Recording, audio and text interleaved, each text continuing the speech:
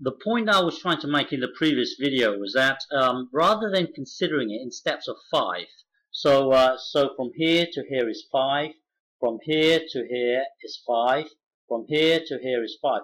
Rather than thinking of it in steps of 5, if we were to decrease it and decrease it and decrease it, so this is in segments of 5.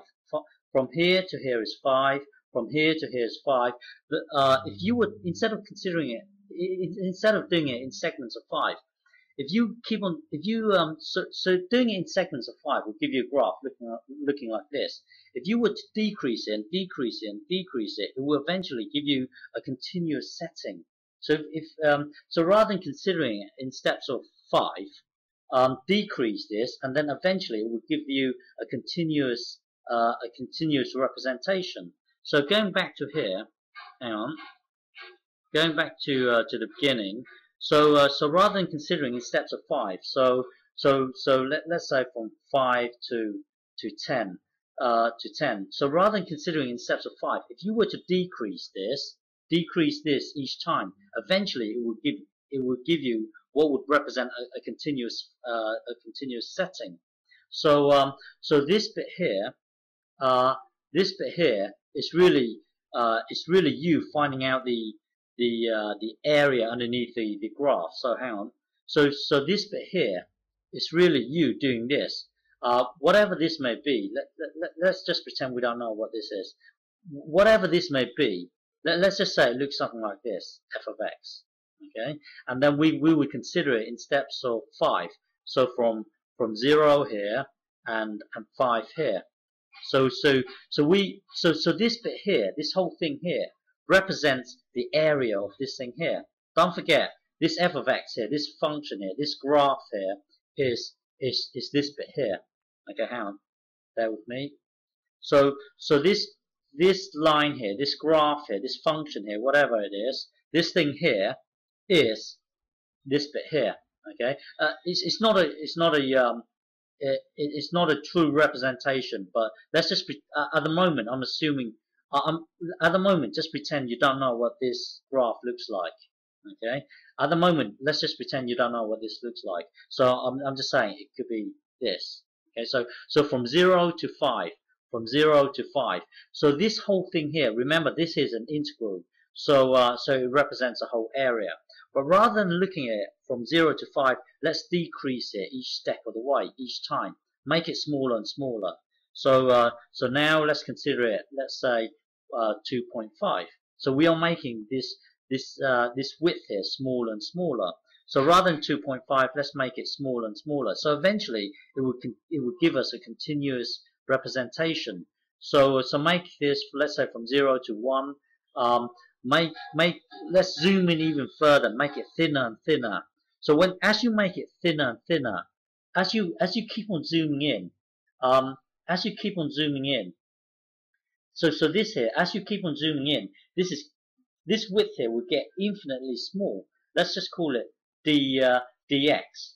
And then from the mean value theorem, the true area of this, remember this, when you consider this whole thing here, when you consider this whole thing here, you are really considering the area of this whole thing here. Well, from the mean value theorem, the true area of this, well, there must be a value of f of c, where c must lie somewhere in between here. This is us using the mean value theorem. There must be an f of c, where if you get f of c and then times dx, it will represent the whole area here. But the thing is, as you decrease the width, as you make the width smaller and smaller, the f of c will eventually lie on top of this function here.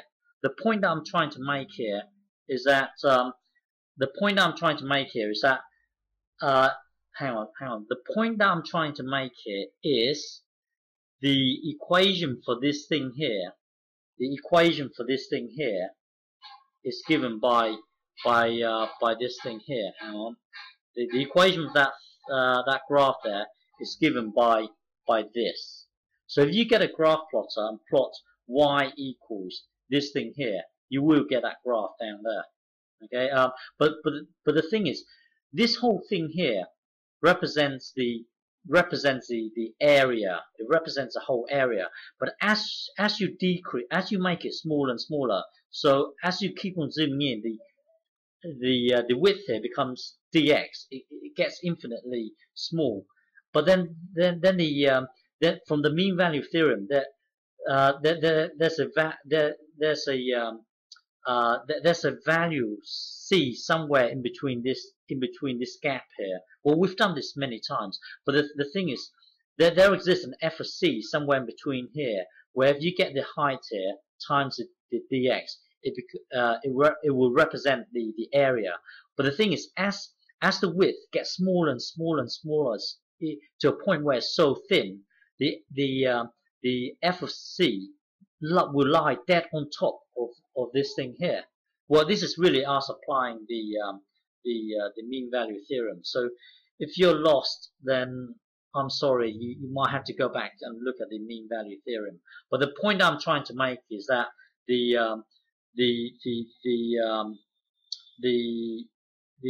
equation for this graph here,